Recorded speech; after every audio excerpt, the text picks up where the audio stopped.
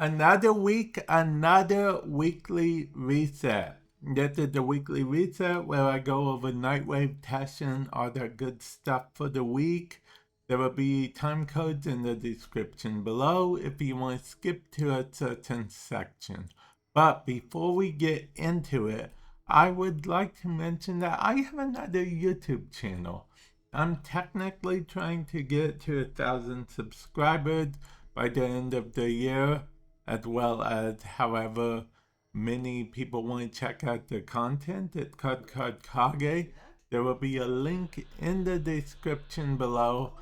I play card games and whatnot on it. Feel free to check it out. Also, I have yet another channel, but this channel is a little bit different. It's a gaming channel, just like the Card game channel, but this channel actually featured some Soulframe content on there as well, because they actually made it so that it's not NDA anymore. So we were able to actually publish the content on that. So if you want to see how Soulframe looks, feel free to check out that video. That was a bonus one thing, okay? It wasn't two things. It wasn't two things. Don't get on my case. But without further ado, let's start with Nightwave. We have opened 30 lockers. I don't remember that actually being a thing, but okay, I'm okay with it. I mean, it's one of the things that is neither here nor there, I guess. So, yeah, then we have polarize, as in add a polarity, add a former rather, to a weapon, companion, or warframe, not in the simulacrum. It's funny why it's a not simulacrum thing, because technically it used to be able to do it in the simulacrum, but people found out secret ways of adding it and it not using a forma. Although from what I can tell, forma gets to use stuff in the simulacrum. I don't know the secret. I do not know the secret. And then we have kill the profit ticker. Pretty straightforward enough. Then we have exchange 10 ribbon slivers for a ribbon mod. Oh, okay, so we have to visit the crazy ribbon lady at some point in the future. Okay, anyway, then we have kill 30 XMS, complete 15 missions, and kill 500 enemies. The regular missions that you, just by playing the game, should be able to complete. And then as far as offerings, we have, I guess you could pick up Dreamer's mod. This is supposed to be like their sort of baby's first mod type thing. So it's not bad. It's not bad. It's a universal. In case you're wondering what that symbol means, it means universal. Okay. So that means it will slot on anything. It's a universal aura. So it doesn't matter if the Warframe has a different polarity, like let's see, a D polarity or a V polarity or anything like that. It can just slot on just fine. Anything else, I guess physique is okay, but other than that, it just if you guy catch them all, feel free to catch them all type thing. And then of course alternate helmets, alternate skins, and then finally we have all of these. These are fully built or can catalyst or can reactor, so you don't gotta worry about getting blueprints. And this is the Wolf Beacon, which, yes, you can buy beacons and play a trick on your friends because he's pretty tanky to beat. But he also drops a weapon. But that's not all. In addition to him dropping blueprint for that weapon, he also is the only one that drops the parts you need to craft said weapon. So it might be a good idea to pick up some beacons. I think they increased the drop rate for this stuff, honestly, but other than that, yeah, you might need a bit of beacons in order to do that. Or to play tricks on your friends. Maybe both. Who knows? Who knows? Now, our good buddy Teshin. Let's see what he has. If you don't have this option, there should be a link somewhere in the description below. That would take you to a video and show you how to unlock it. Okay, so I am very torn, okay? I could try, you know what? Let's try to get both. Okay, what I mean by both is, yes, Umbra format for 150 still essence, but also we have the relic packs. Now, just a warning, okay guys, as you can see, I can technically get 8 right now, but I would not do that because, just a reminder, later on this week, Zaku Prime is coming out. And Teshin will not reset by then. You only get 25 relic packs per week. So if I were to buy 8, for example, right now, then I would only be able to pick up 17 relic packs instead of the 4. So I recommend waiting until later on this week when Zaku Prime comes out in order to buy relic packs. That's just my, my opinion of what I think you should do when it comes to that. Umbra Forma blueprint, I kind of want it though. I actually have 10 Umbra Forma, so I don't really need the blueprint, but it's shiny. It's shiny, guys. It's shiny, okay? I'm a sucker for shiny stuff, okay? You learned my secret.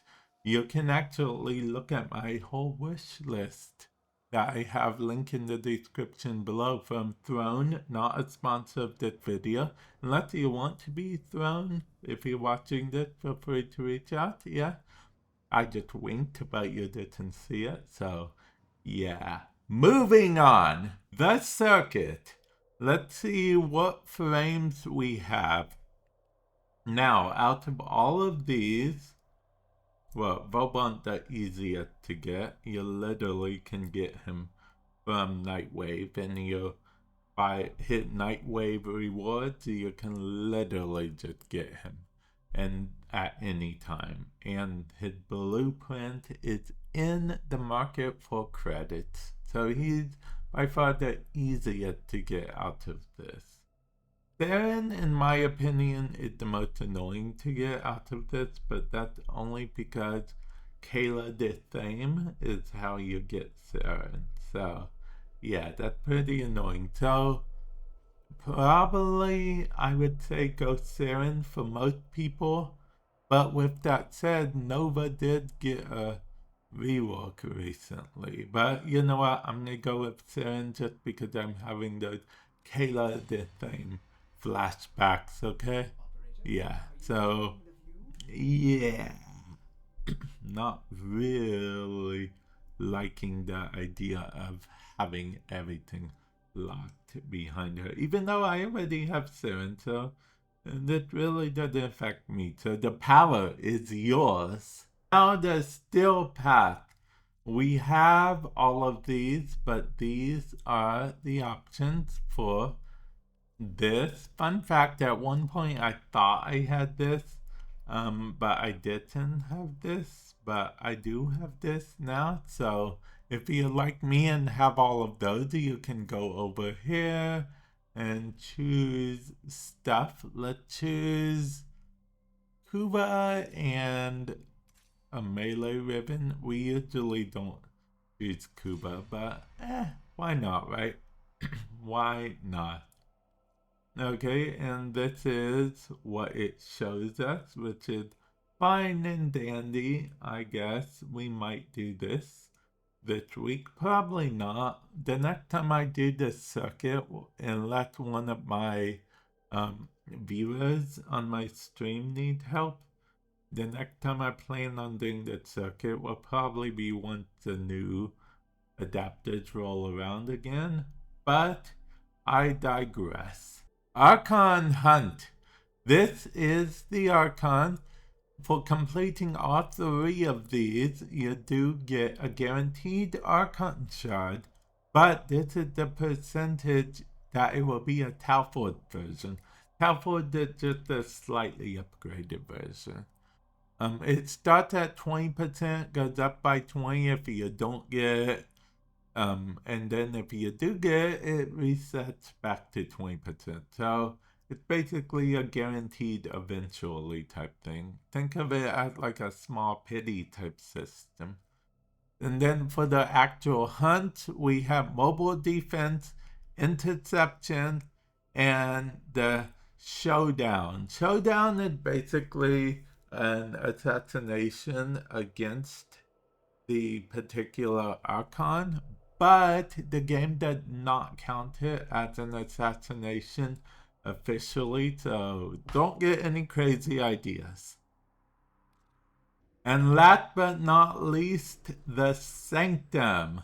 Let's go over to Bird 3, because Bird 3, Shiny Treasure, have an Archon shard, which we can, well, I mean, we could get in the future if we wanted to. I could get it if I want to, guys. I just don't want to.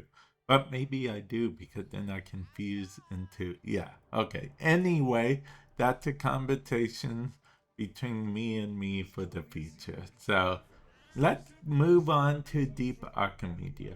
These options are, you know, just different for everyone. Everyone can choose their own challenge with this. Technically, the more challenges you take, the greater reward. These options are available for everyone, but you can choose personally whether to have them on or not, and they only affect you. So definitely keep that in mind. And these are also the same for each person. Now, a friendly tip would probably be, because most people only use like 1 or 2 weapons and mainframe, so I would suggest putting like 1 or even the other 2 weapons, one of these options, and then you can just be using a mainframe, and then there you have it. You will get bonus rewards and whatnot, which I think is pretty cool. Although with that said, I don't really do Deep Archimedia much these days. So yeah, I mean, I don't even do Netris Cell these days, really. I have all the Archon shards I need, guys. I don't really use a lot of different frames. I wish there was like a Warframe randomizer, like a mission that literally you went into and it randomized what Warframe each time. I get what I'm describing is technically the circuit, but I mean, like for the main game, you know, like it's a mission, it has a reward, but you know what, that's neither here nor there. Let me know your thoughts on that comment section below, though. And with that said, I will catch you guys in the future. Later.